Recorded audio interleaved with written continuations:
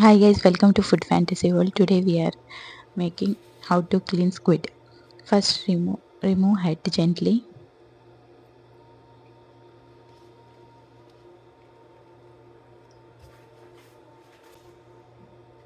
After coming to abroad you can learn everything by own.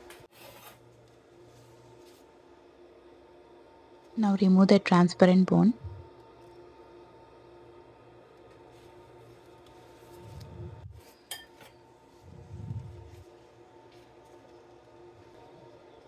With the help of knife, peel the skin.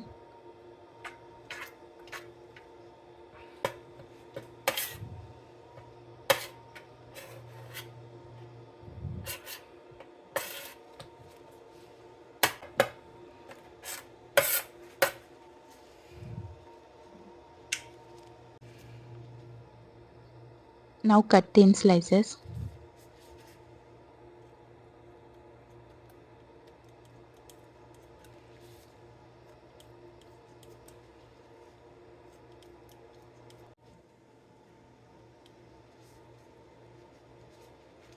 Rinse 4 to 5 times in tap water.